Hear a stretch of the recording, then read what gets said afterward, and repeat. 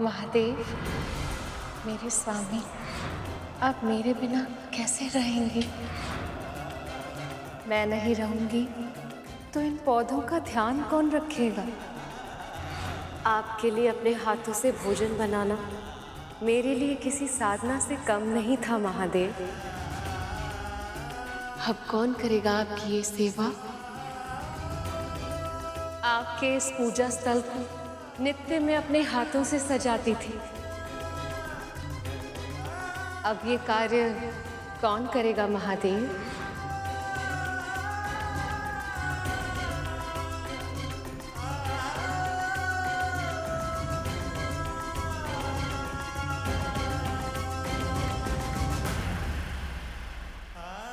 ये आपने क्या किया सती? आपने तो कहा था कि आप शीघ्र वापस लौट आएंगी। फिर क्यों आप अपने प्रिय शिव के पास नहीं लौटती? क्यों सती, क्यों?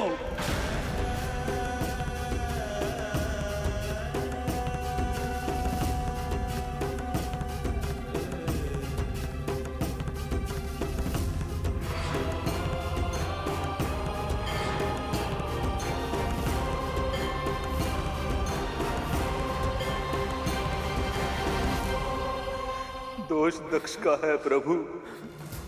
आपका इतना अपमान किया उसने, पर मां सह नहीं पाई।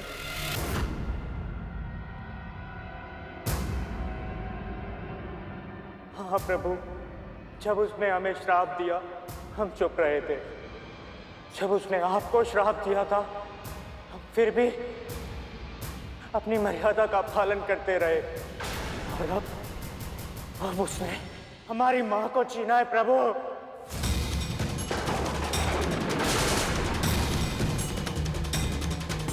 आपके प्रति घृणा ने उसे इतना अंधा बना दिया कि उसने अपनी ही संतान को इतना विवश कर दिया कि वो आत्मदाह करती रही और वो निर्लज्ज बैठा देखता रहा।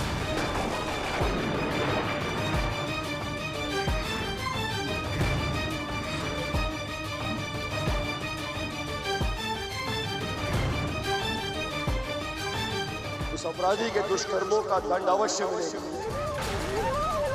मेरी प्रिय के अपमान का उत्तर देना होगा। इस अत्याचार का न्याय होगा और वो करेगा मेरा रौद्र रूप।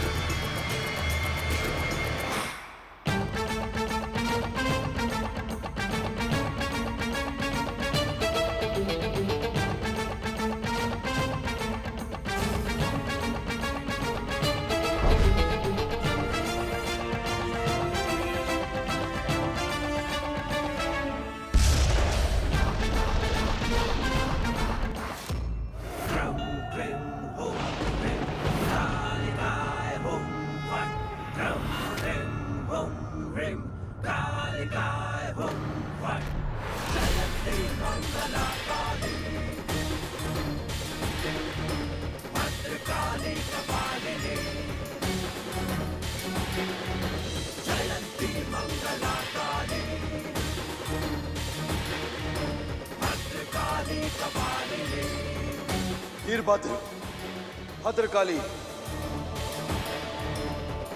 जिसने भी सती के साथ अत्याचार किया है उन सबको ऐसा भीषण दंड दो ये आकाश भी सिहर उठे,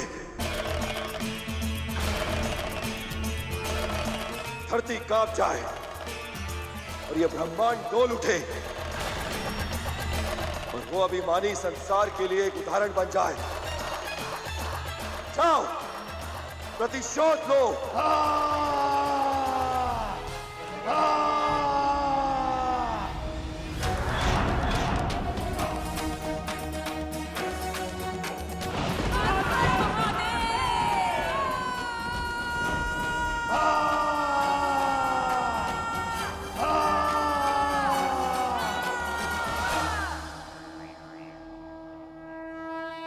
परंतु माँ, मैं समझ नहीं पा रहा हूँ कि महादेव तो देवी सती के जाने के बाद बहुत अधिक क्रोधित थे, तो फिर वो प्रजापति दक्ष और अन्य देवताओं को दंड देने के लिए स्वयं क्यों नहीं गए?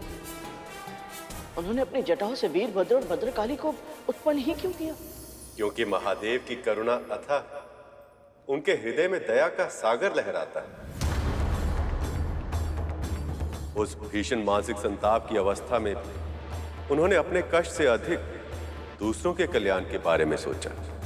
प्रजापति और अन्य देवता उनकी एक जटा से उत्पन्न रुद्र रूप का सामना नहीं कर पाए। ऐसे में यदि महादेव उन्हें स्वयं दंड देने के लिए तत्पर हो जाते तो विनाश का ऐसा तांडव होता कि ये समस्त संसार क्षण भर से भी कम समय में समाप्त हो जाता।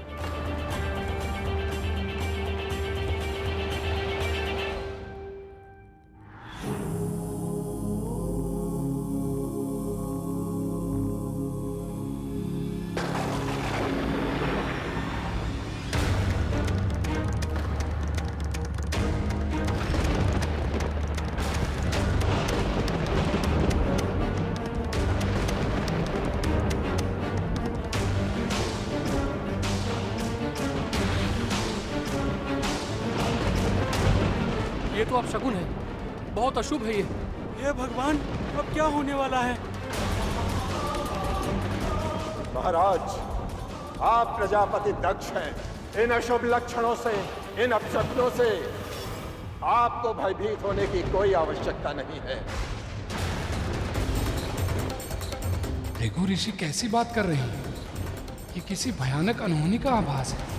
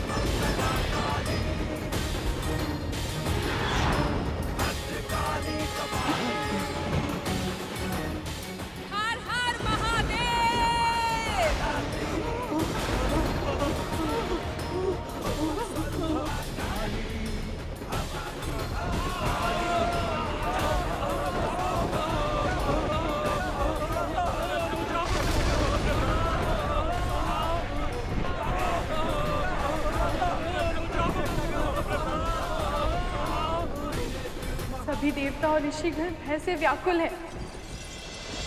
इनके भय को शांत करने का सिर्फ एक ही उपाय है।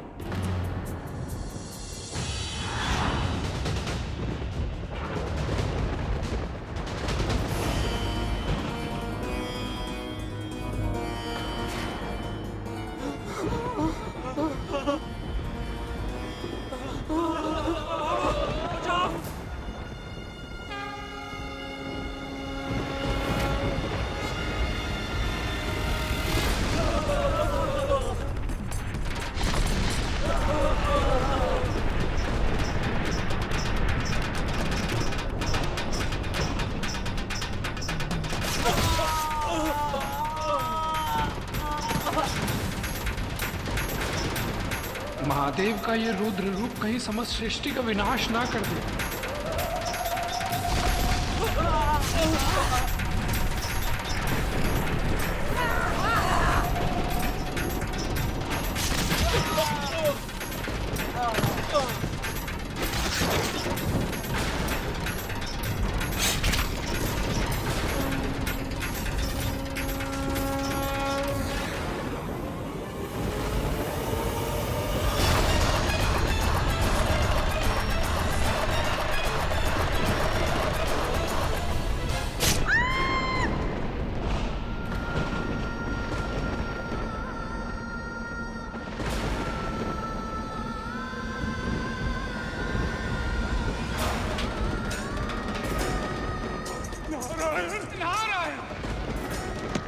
देवी सरस्वती, अपने आप को ज्ञान की देवी मानती है ना आप?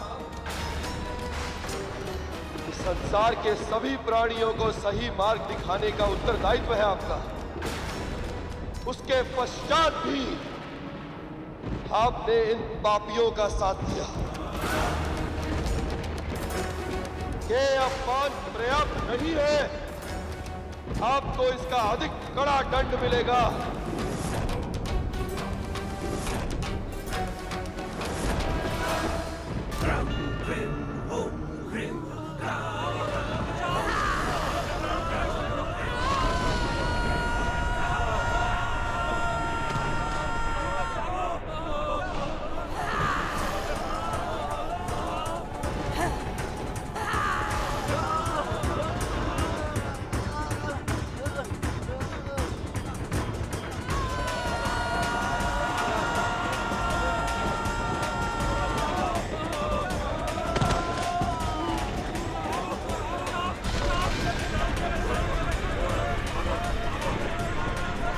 ऋषि, मुनि, तपस्वी, अपने आप को बहुत बड़ा ज्ञानी समझते हो तुम सब। फिर भी तुम सबने इस यज्ञ में भाग लिया। नंदी अकेला था और तुम सब इतने अधिक। उस अकेले को चारों ओर से घेर कर चक्रव्यूह रचा था तुमने। अब दिखाओ अपना शौर्य। तोड़ सको तो तोड़ो हमारा चक्रव्यूह।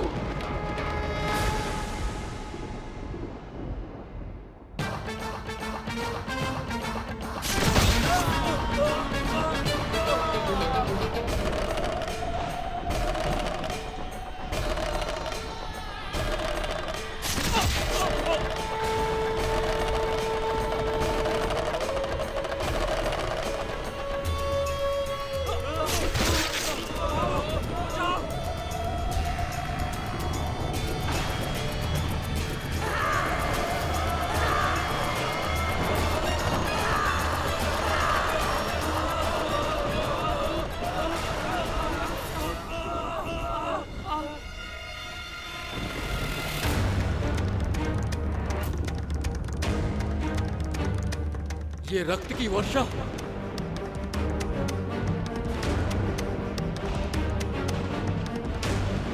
ये वातावरण इतना भयावह कैसे हो गया?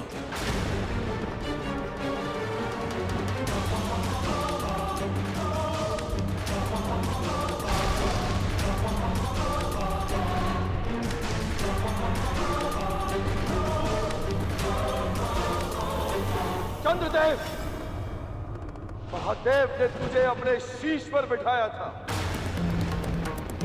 इतना बड़ा सम्मान दिया था और तूने क्या किया? महादेव का हृदय छल्ली कर दिया। धिक्कार है तुझ पर।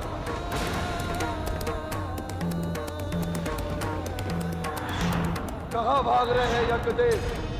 जब महादेव के बिना यज्ञ कर रहे थे तब भय नहीं लगा था आपको? अब विलंब हो गया, आपको अपनी आहुति देनी पड़ेगी।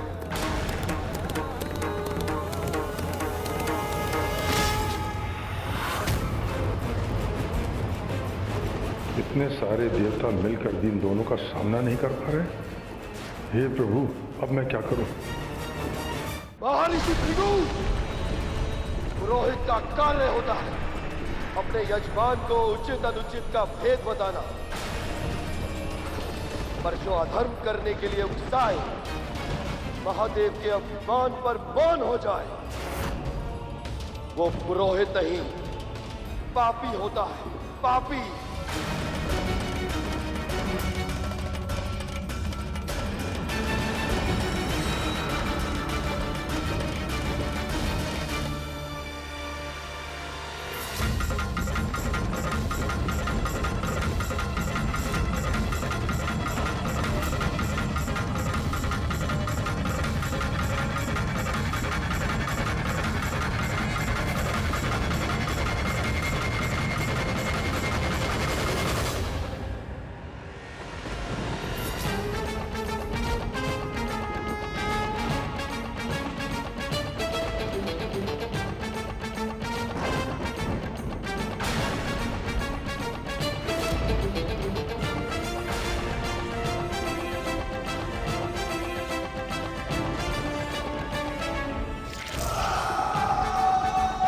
ईश्वर,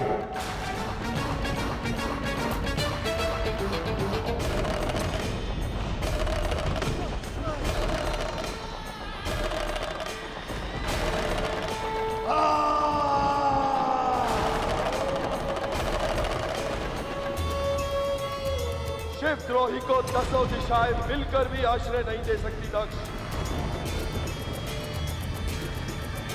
जैसे महादेव शिव ने ब्रह्मदेव का अहंकार तोड़ा था, इस अहंकार से बड़े शीश की भी वही दशा होगी।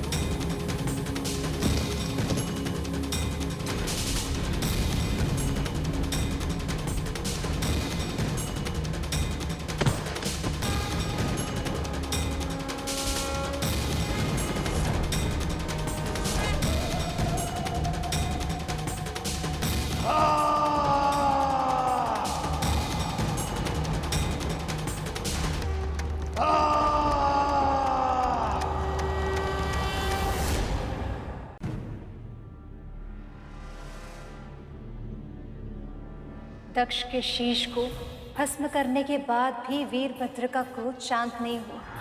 उनकी चित्कार सुन के ही भद्रकाली समझ गई यदि शीघ्र उन्हें वहां से नहीं ले जाया गया तो उनका रौद्र रूप और भी भयंकर हो जाएगा।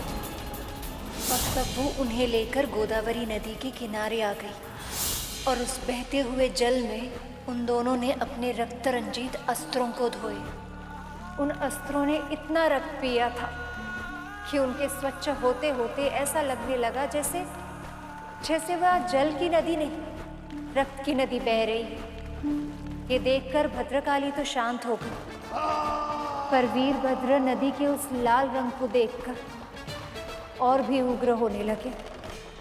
यदि वीरभद्र जी को शीघ्र ही शांत नहीं कराया गया तो उनके प्रकोप से सृष्टि का विनाश निश्चित है। वीरभद्र,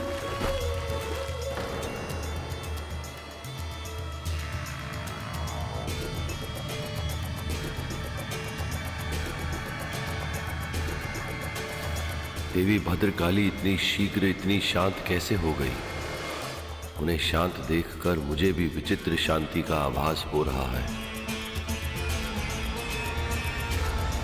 संसार का सत्य यही है, स्त्री की शक्ति से ही संभव कि जब पुरुष उसका शांत रूप देखता है तो वह अपना सारा क्रोध, अपना सारा मानसिक संताप भूल जाता है। जब पुरुष कार्य समाप्त करके घर लौटता है और स्त्री उसका मुस्कुराकर स्वागत करती है तो उसका चित्त शांत हो जाता है।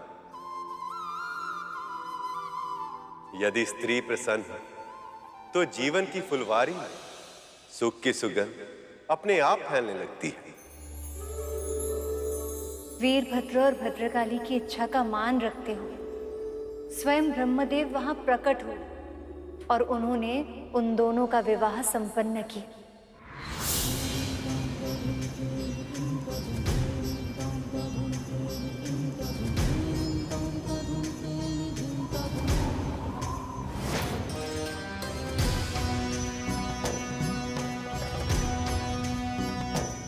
क्या आप मुझसे विवाह करेंगी देवी?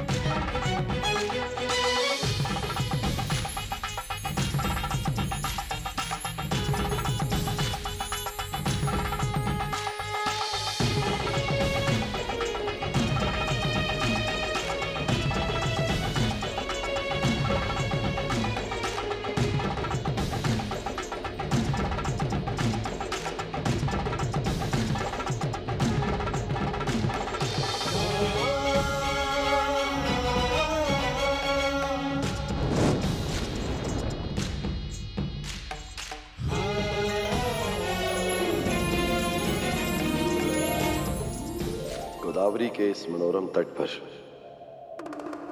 इस त्रासरामम नामक स्थान पर जहां मेरे और भद्रकाली के प्रेम ने जन्म लिया है, वहां मेरे मंदिर का निर्माण होगा। जहां कोई भी अविवाहित व्यक्ति आकर मेरे दर्शन करेगा तो उसके मन की हर इच्छा पूर्ण होगी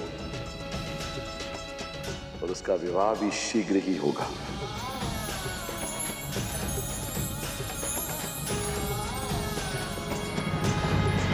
शिव का आंशिक रूप तो शांत हो गया, पर शिव देवी सती के बिना अभी भी अकेला और अधूरा महसूस कर रहे थे।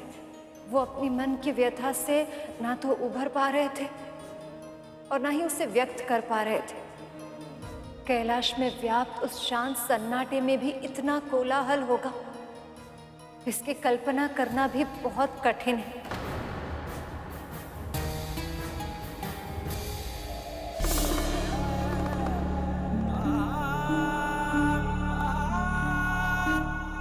आप मेरे जीवन के अभिन्न अंग है महादेव।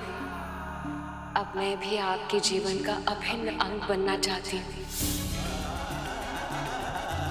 मेरे होते हुए आप कभी अकेली नहीं हैं सती। मैं आपके साथ जाने के लिए हट नहीं करूँगी। आप मुझे भी मत रोकिए। मैं सदा के लिए थोड़ी ना जा रही हूँ मेरे भोले बाबा। यज्ञ समाप्त होते ही वापस लौट आऊंगी।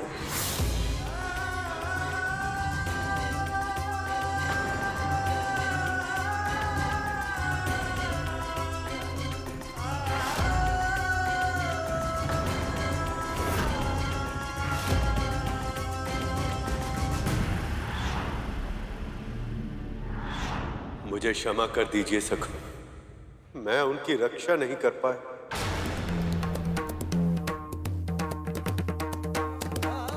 आपको सदैव सच्चे और योग्य प्राणियों का साथ देना चाहिए। जब स्वयं सरस्वती अयोग्य व्यक्तियों का साथ देने लगे, उन पे कृपा करने लगे, तो इस संसार का हित नहीं हो सकता। ऐसे में नाक कटना अनिवार्य ही है।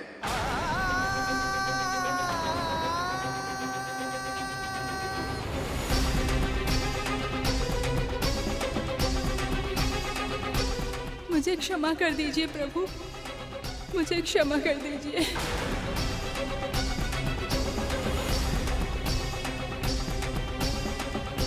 आपने मुझे अपने शीश पर स्थान दिया और मैंने माता सती का अपमान होते देखकर भी कुछ नहीं किया। मेरा मौन ही मेरा अपराध है प्रभु, मुझे क्षमा कीजिए।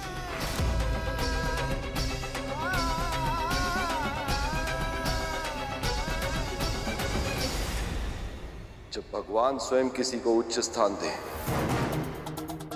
तो उसे उस स्थान की, उस भगवान की और उस उपलब्धि की मर्यादा रखनी चाहिए। जो ऐसे अभूतपूर्व सम्मान के बाद भी मर्यादाहीन आचरण का साथ दे, उसका पतन तो निश्चित है चंद्रदेव। मुझसे बहुत बड़ा अपराध हुआ है प्रभु, अब बस एक ही विनती है, दया कीजिए, मुझे क्षमा कर दीजिए प्रभु। हे महादेव, सभी देवताओं को अपनी भूल का आभास हो चुका है। ये लज्जित है, क्षमा प्रार्थी है और आपकी कृपा के आकांक्षी है। हमें क्षमा कर दे सकते, हमें क्षमा कर दीजिए प्रभु।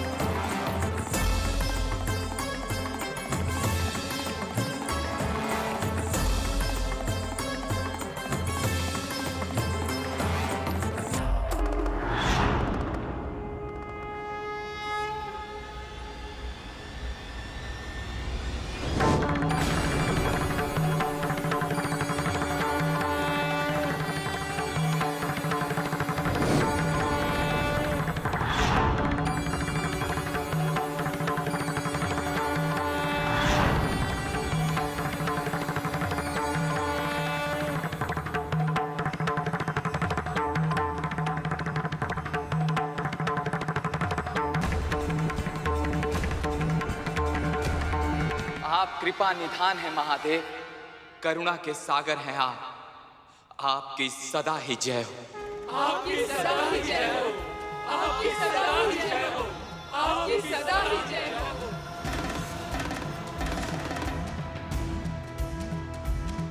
एक विनती और है सखा। दक्ष की मृत्यु के कारण महायज्ञ बीच में ही रुक गया था। संसार पर एक और दया कर और दक्ष को एक बार फिर से जीवित कर दो ताकि यज्ञ पूर्ण हो सके। जब मैंने माता के शव को देखा था, मेरी दशा इतनी बिगड़ गई थी, तो न जाने प्रभु के हृदय में क्या बीतेगी।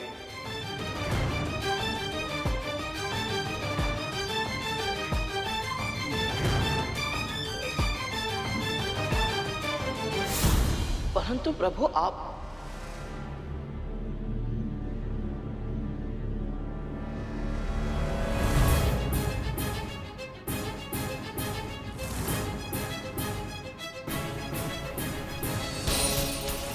ही बताइए प्रभु, इतना सब कुछ होने के बाद भगवान श्री नारायण महादेव से ऐसी मांग कैसे कर पाए? ये तो ऐसे ही हुआ ना, जैसे कोई किसी के हृदय में खंजर खोप दे और फिर उसे अंदर तक और अधिक मरोड़ दे। हमारे भोले बाबा भोले करुणामयी, परंतु इसका अर्थ ये तो नहीं कि वो उनमें कोई भावना नहीं है। अभी तो महादेव ने देवी सती के अंतिम दर्शन भी नहीं किए थे। उन्हें पूरी तरह से विश्वास भी नहीं हुआ होगा कि जिन देवी को वो इतना अधिक प्रेम करते हैं, जो उनके अस्तित्व का केंद्र है, वो सदा सदा के लिए उनके जीवन से जा चुकी है। और ऐसे में उनके हत्यारों को फिर से जीवित करने की मांग रखना, ये कहाँ का न्याय है प्रभु?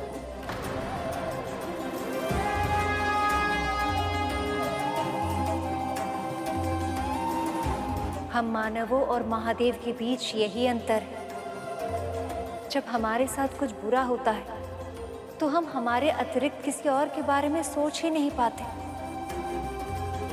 पर महादेव वो तो परम पिता है, और पिता चाहे कितने भी दुख में क्यों न जूझ रहे, पर सबसे पहले वो अपने संतानों के हित के बारे में विचार करते। महादेव ने भी ऐसा ही किया।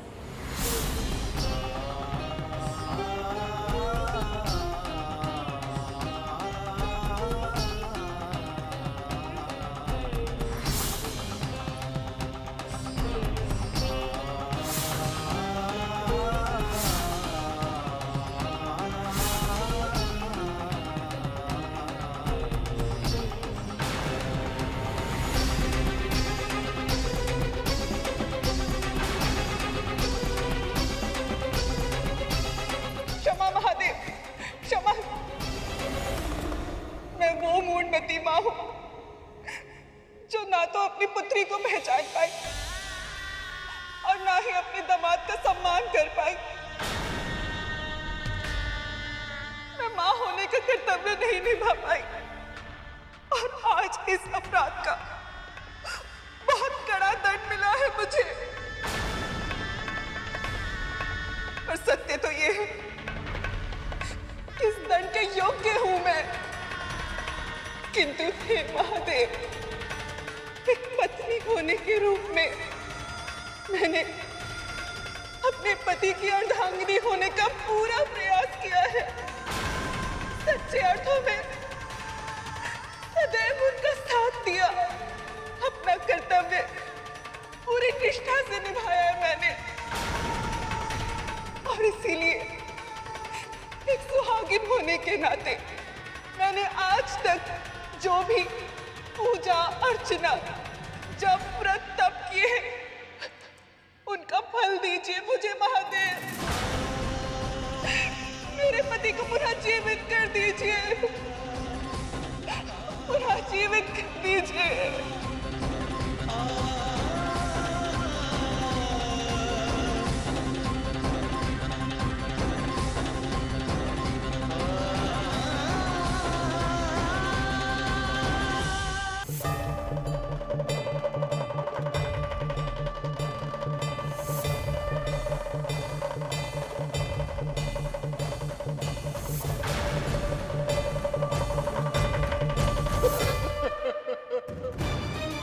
महादेव, हमें क्षमा कर दीजिए, क्षमा कर दीजिए हमें महादेव। हमसे बहुत बड़ी भूल हो गई महादेव, बहुत बड़ी भूल। मित्र का धर्म होता है अपने मित्रों को सही दिशा की ओर अग्रसर करना, उन्हें सदैव उचित कार्य करने के लिए प्रेरित करना। आप मित्र भी थे और साथ साथ पुरोहित भी, पर आप न केवल अपने यजमान मित्र को सही सुझाव देने में असफल रहे, बल्कि आपने उन्हें अनुचित कार्य करने के लिए प्रोत्साहित भी किया।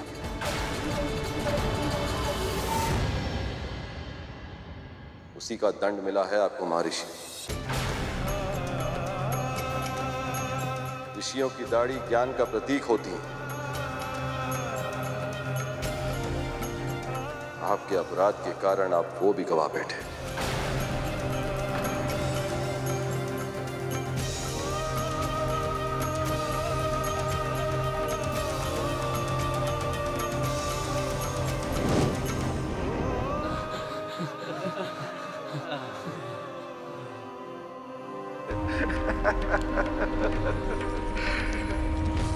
महादेव की जय हो,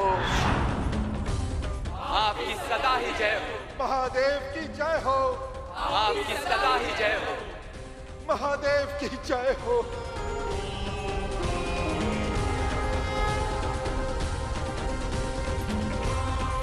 महादेव, सती सदैव कहती थी, आपका हृदय बहुत विशाल है, साधारण व्यक्तियों से भिन्न है आप, करुणा का सागर है। मेरी प्रार्थना है आपसे, जो हुआ उसे भूलकर इन्हें प्राण दान दे, इन्हें पुनः जीवित कर दीजिए महादेव। पुनः जीवित कर दीजिए। आपके पति का शीश भस्म हुआ है और सृष्टि के नियमों के अनुसार मैं उस शीश को फिर से उत्पन्न नहीं कर सकता। आपके कारण ही सती को सबसे पहले मेरा ज्ञान हुआ। अनजाने में ही सही, मुझे खोजने में, मुझे जानने में आपने उनकी सहायता भी की थी। इसलिए मैं आपका ऋणी हूं देवी, और ये ऋण मैं आपके पति के प्राण लौटाकर चुकाऊंगा।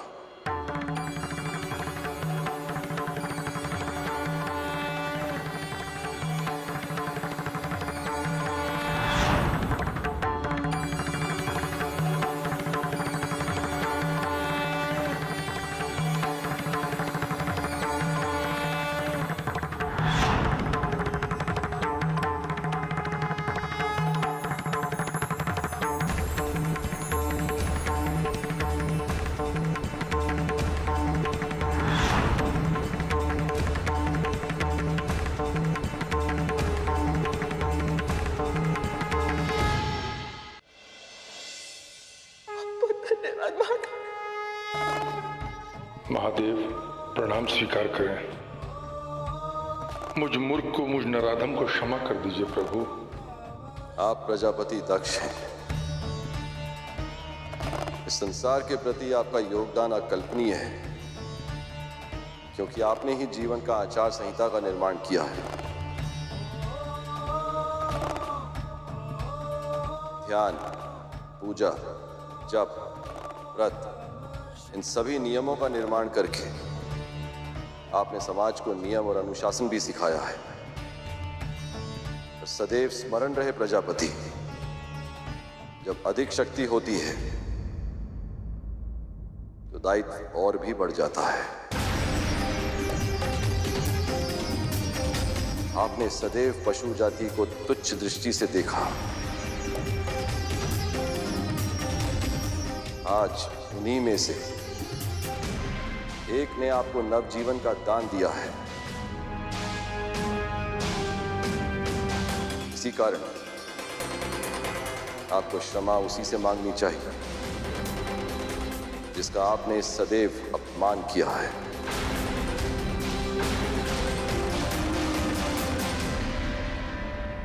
नंदी, श्रृंगी, आप सभी का दोषी हूं मैं, पर अब सच्चे हृदय से आप सबसे क्षमा मांगता हूं।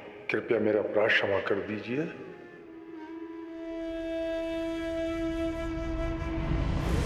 महादेव अभी शांत अवश्य हुए, किंतु जब वह देवी सती का शव देखेंगे तब उनकी क्या प्रतिक्रिया होगी, ये कोई नहीं बता सकता।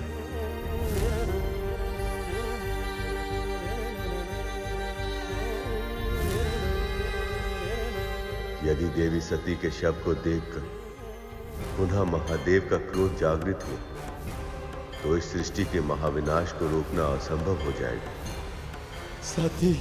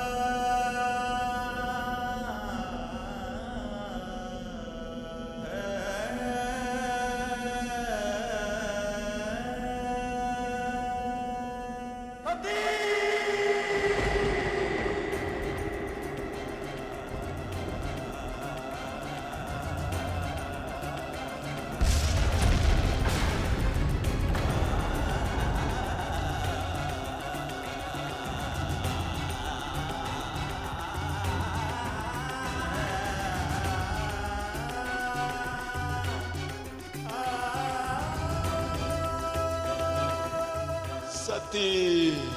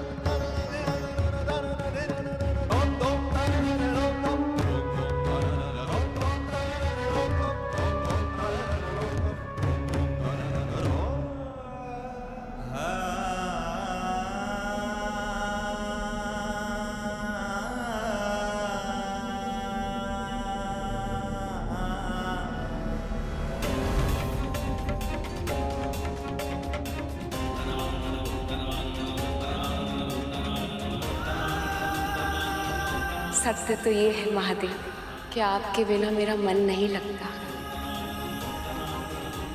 भूख, प्यास, निद्रा, ये सारी आवश्यकताएं मुझे व्यर्थ लगती हैं।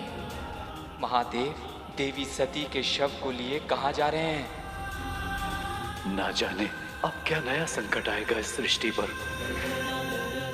आप मेरे जीवन के अभिन्न अंग हैं महादेव। अब मैं भी आपके जीवन का अभिन्न अंग बनना चाहती हूँ।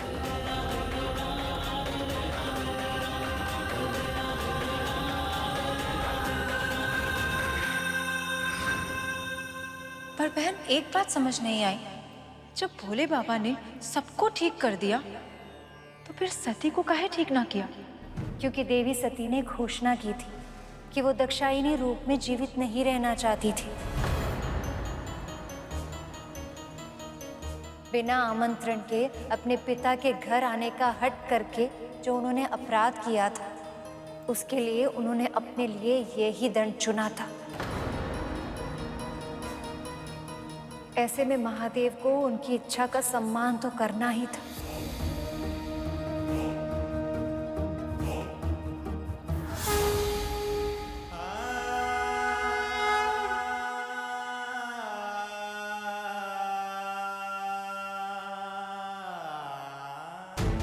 महादेव कहाँ जा रहे हैं देवराज?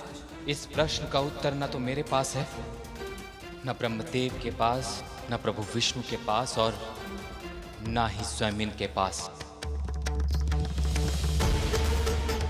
मुझे भय हो रहा है कि इस समय काल भी इस आशंका से घबराया हुआ है कि कहाँ जा रहे हैं वो और अब क्या करेंगे महादेव।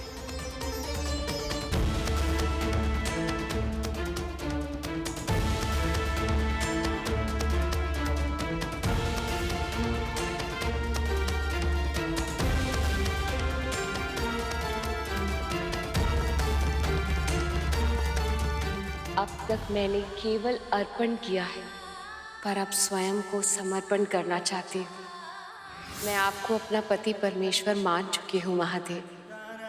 क्या आप भी मुझे अपनी अर्धांगिनी के रूप में स्वीकार करेंगे? ये वरमाला केवल और केवल महादेव के गले में सुशोभित होगी। मेरी प्रेम की शक्ति महादेव को यहाँ तक लेकर आएगी। मेरे होते हुए आप कभी अकेली नहीं हैं सती। आप मेरा ही भाग हैं और मैं आपका।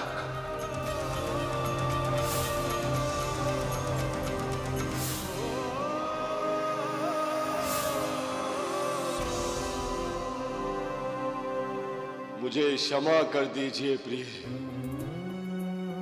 मैं आपके प्राणों की रक्षा करने में विफल रहा और अब इतना विलंब हो चुका है कि मैं चाहकर भी कुछ नहीं कर सकता। प्रिय, शिव हूं मैं, आज केवल शव समान हूं। ये कैसी विवशता है कि आज मैं अपने प्रिया को जीवन भी नहीं दे सकता, समय का चक्र नहीं लौटा सकता, आपको उस यज्ञ में जाने से नहीं रोक सकता। मैं क्या करूं प्रिय, मैं क्या करूं?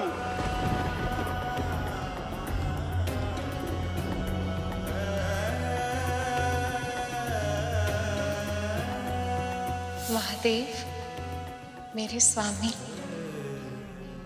आप मेरे बिना कैसे रहेंगे? अब कौन करेगा आपकी ये सेवा?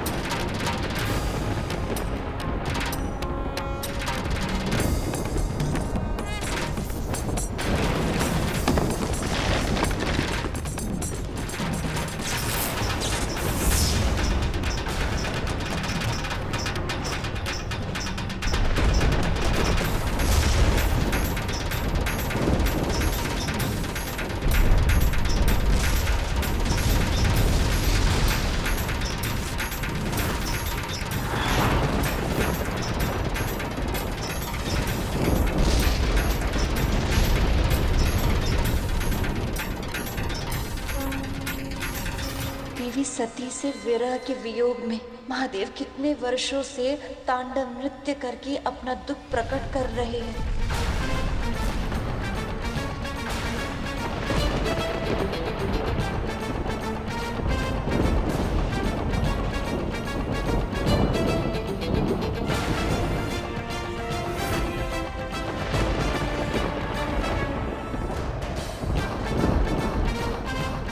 यदि महादेव ने अपना तांडव शीघ्र ही नहीं रोका तो घोर अनर्थ हो जाएगा।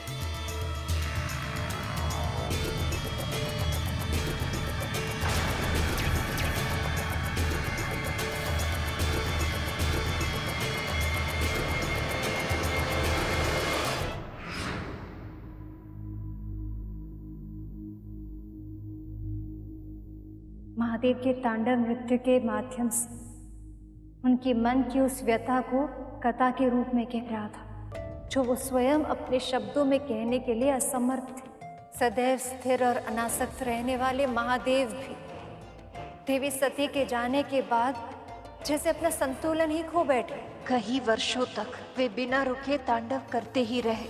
विनाश की ताल पर अब संहार का नर्तन करने में, स्वयं को रोकने में सक्षम नहीं थे। परंतु भोलेनाथ के तांडव से तो सारी सृष्टि नष्ट हो जाती है। ऐसे में तो उनका रुकना बहुत आवश्यक था। हाँ माँ, कैसे रुके वो? कैसे समाप्त हुआ शिव जी का तांडव? ब्रह्मदेव, श्री नारायण, अब आप ही कुछ कर सकते हैं।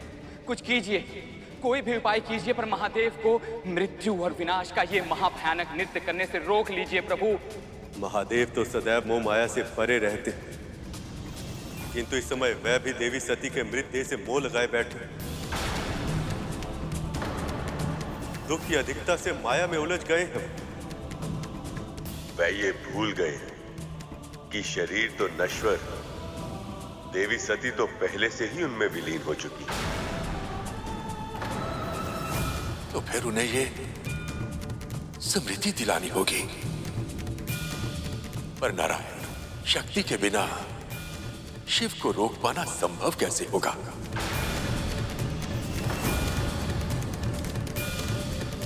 हे नारायण, अब तो आप ही से आशा है।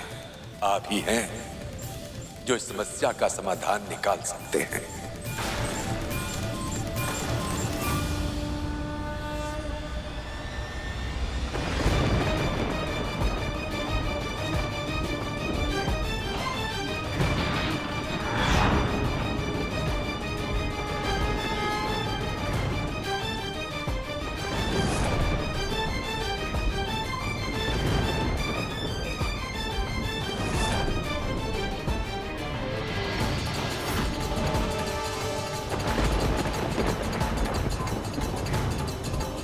अपने आप को इतना कष्ट मत दीजिए सखा।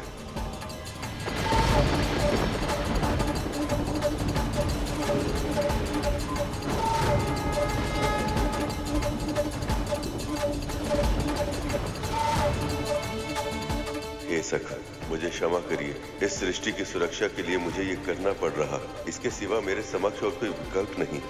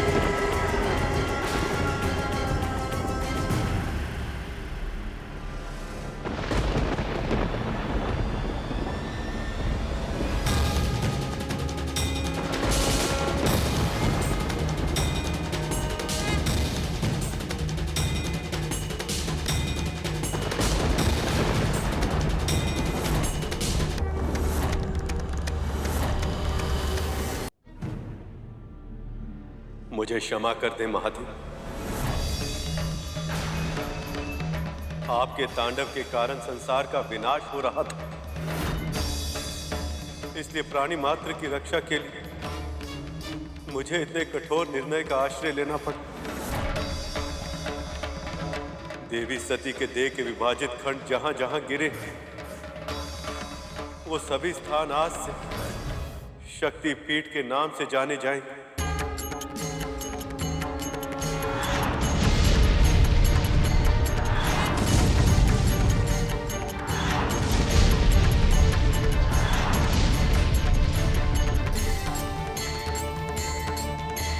अनंत काल तक वहां भक्त देवी का पूजन करेंगे, उनका स्मरण, उनका ध्यान, उनकी सेवा करेंगे। इन सभी 51 शक्ति पीठों में जब भी कोई भक्त पूरी श्रद्धा से देवी की आराधना करेगा तो उसका कल्याण अवश्य होगा। आदि शक्ति देवी सती स्वयं उसे आशीर्वाद देंगी।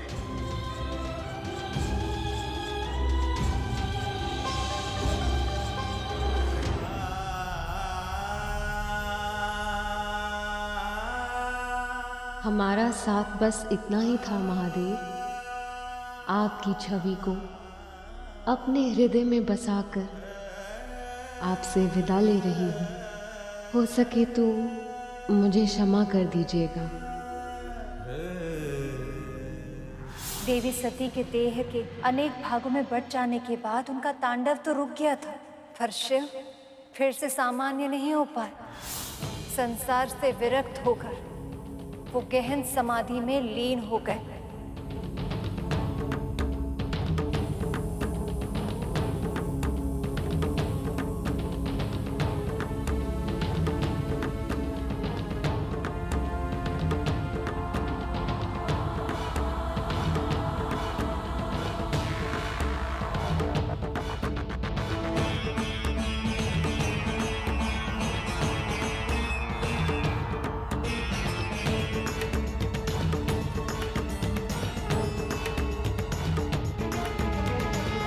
शिव का इस तरह विरक्त होना संसार के लिए अच्छा नहीं था, क्योंकि शिव और शक्ति का संतुलन ही सृष्टि को संतुलन देता है।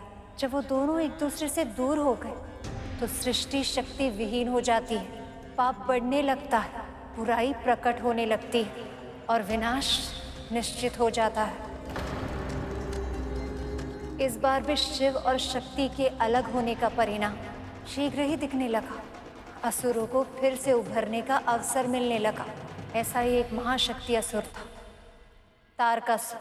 अन्य असुरों की तरह उसने भी वरदान की शक्ति पाने के लिए ब्रह्मदेव की भीषण तपस्या की। ओम वेदात्मने विद्महे हिरण्यगर्भाय धीमहि तन्नो ब्रह्मा प्रचोदयात्। ओम वेदात्मने विद्महे हिरण्यगर्भाय धीमहि तन्नो ब्रह्मा प्रचोदयात्।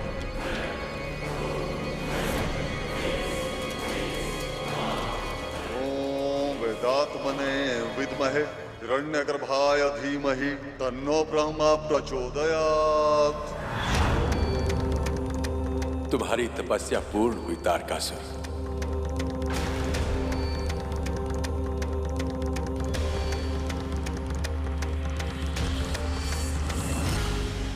प्रणाम ब्रह्मदेव। कल्याण हो। बोलो, क्या वरदान चाहिए? बस एक ही वरदान की इच्छा है ब्रह्मदेव, कि मैं अनंत काल तक इस देह का उपभोग कर पाऊं, अजर अमर हो जाऊं। असंभव है ये जो तुम मांग रहे हो। इस पूरी सृष्टि में इस वरदान को प्राप्त कर पाना किसी के लिए भी संभव नहीं है। अमरता का वरदान छोड़कर कोई और वर मांग लो। फिर आप मुझे ये वरदान दीजिए ब्रह्मदेव, कि मेरी मृत्यु केवल उसी के द्वारा संभव हो पाए जिसका जन्म स्वयं महादेव शिव शंकर से हुआ हो।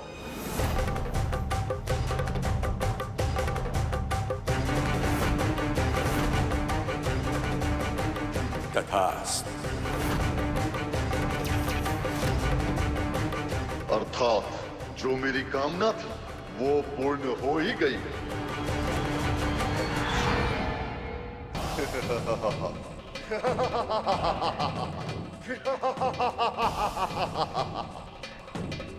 ना चाहते हुए भी आपने मुझे अमर बना ही दिया ब्रह्मदेव। शिव शंकर की पत्नी भस्म हो चुकी है और शिव संसार से विरक्त होकर गहन समाधि में जा चुके हैं।